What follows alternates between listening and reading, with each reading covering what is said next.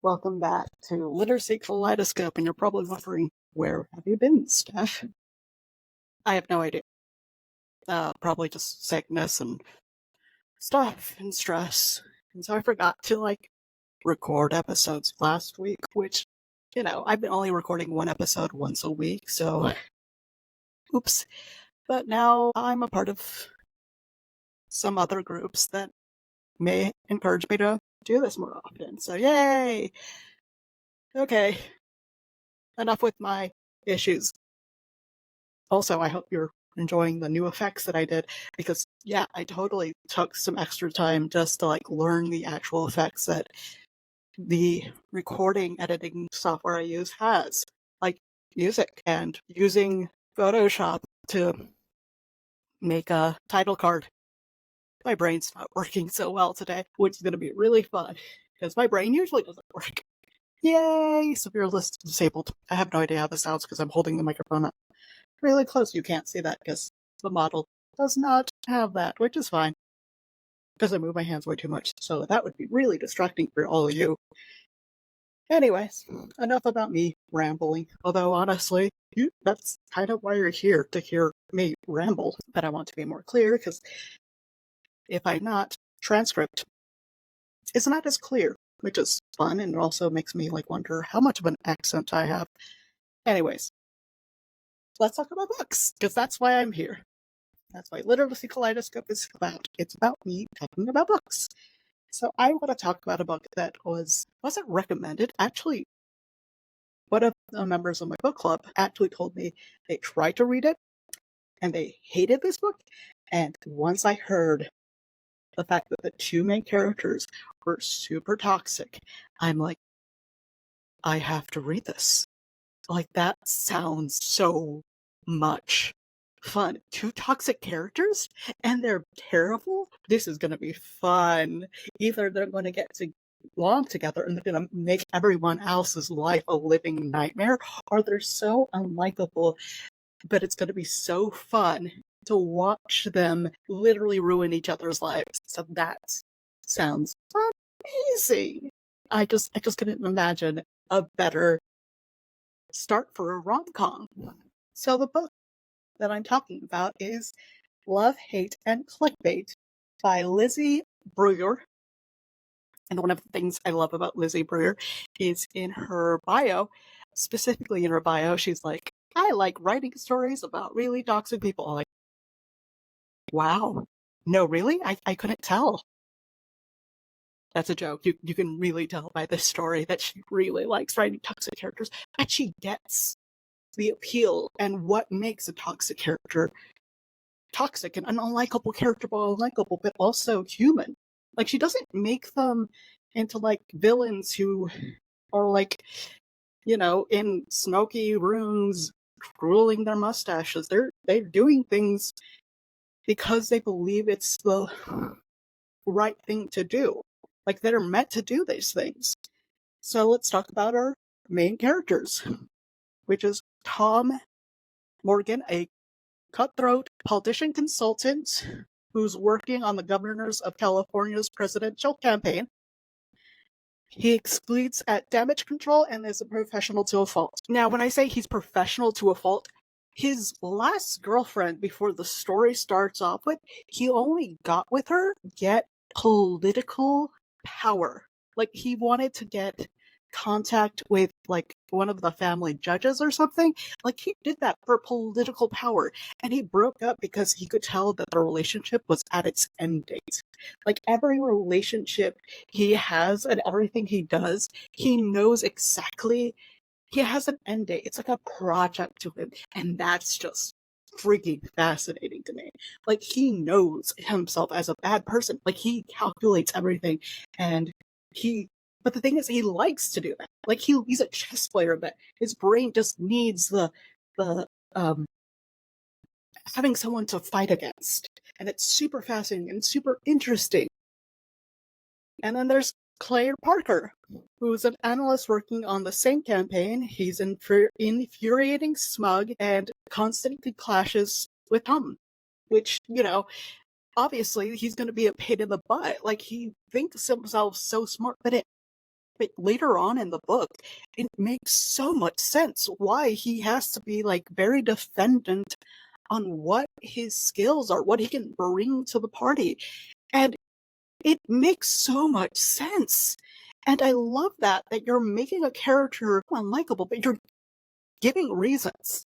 And you're not making the character feel pitiful for it, because even though his reasons are valid, he's still a terrible person.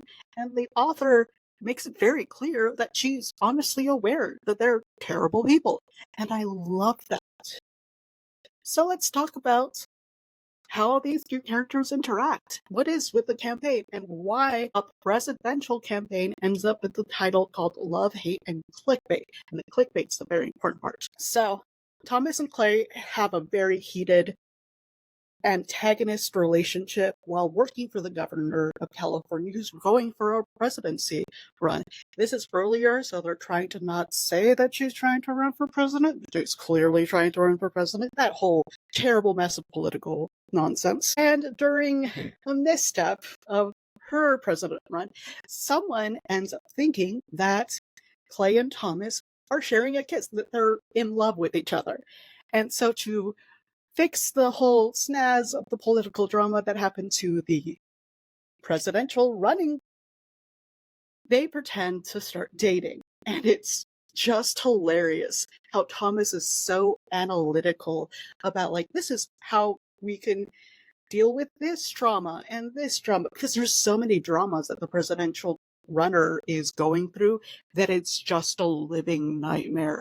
And it's amazing and spectacular, and you really get to see like how cutthroat this kind of environment is, and why Thomas is like such a hateful, horrifying, like he has no problem hurting friends, allies, as well as enemies. Like he has absolutely no problem being the snake that is willing to like pounce. But that's kind of the problem.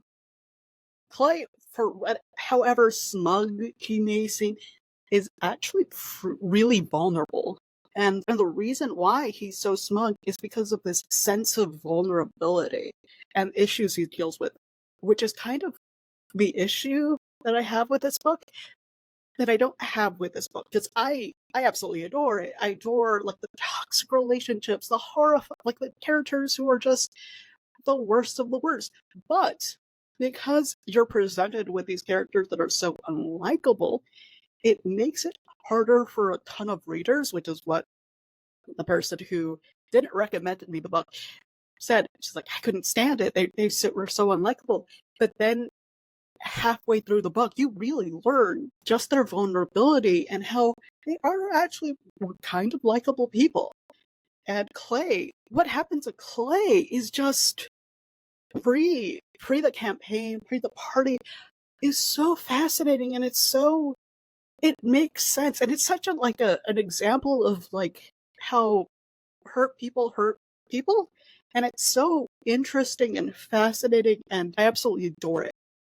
I adore that like a victim can be turned into an abuser, and he's kind of a harsh thing to say, but he is kind of smug and arrogant and an asshole, but he kind of has reasons to be an asshole, and it's so strange. And you literally have to read the book to really understand that he's not acting in malice because he wants to act in malice. He's acting in malice because he feels that that's a one way to protect himself, which is just fascinating. And of course, because this is a fake relationship, they can end up having a real relationship.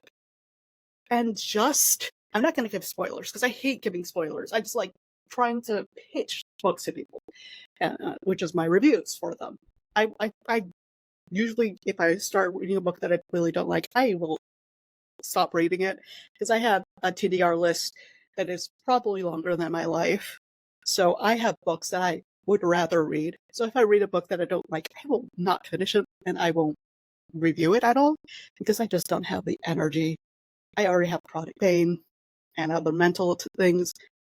You're not going to hear me review books I don't like. But the real relationship that develops and shows is so unseen by them that it's kind of infuriating that it makes the payback of like them showing and expressing their actual attraction towards each other in such a unique way.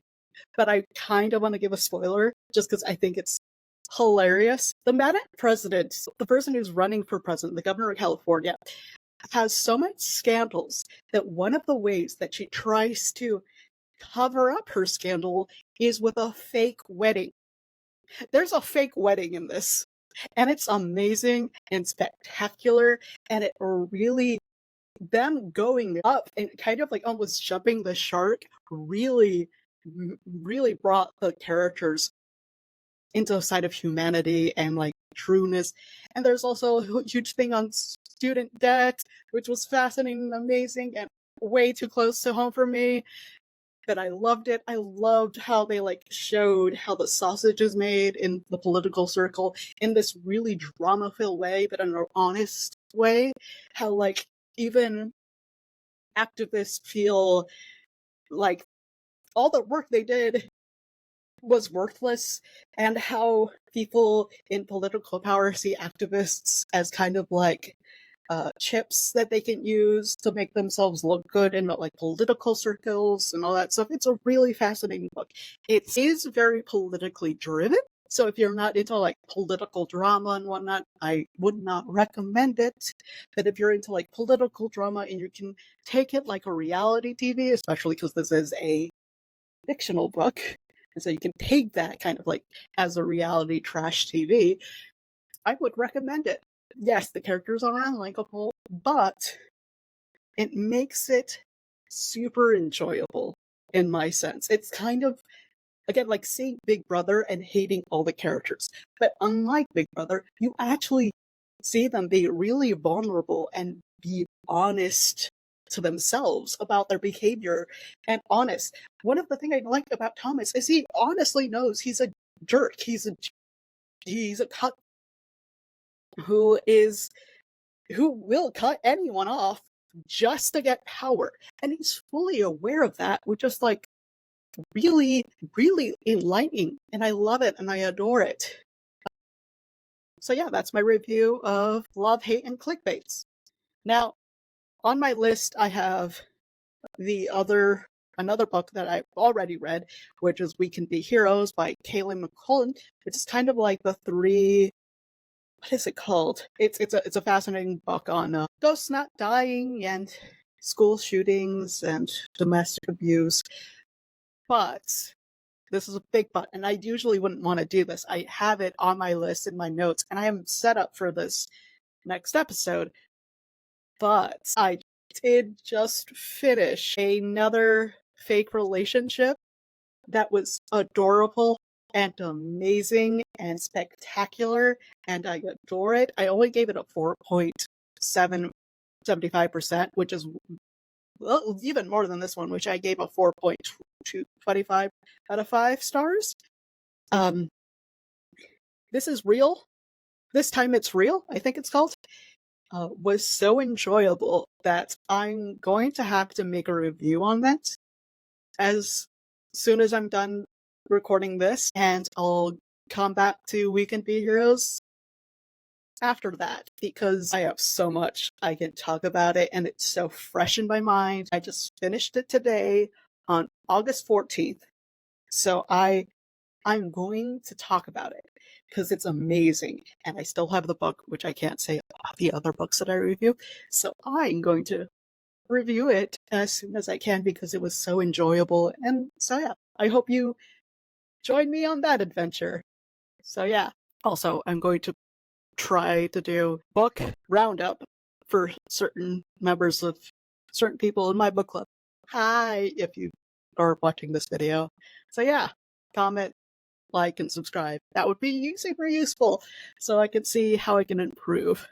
Hopefully the things I add here are going to make these videos much more enjoyable. I'm just doing this to kind of ramble about books. Okay, see you next time. Bye!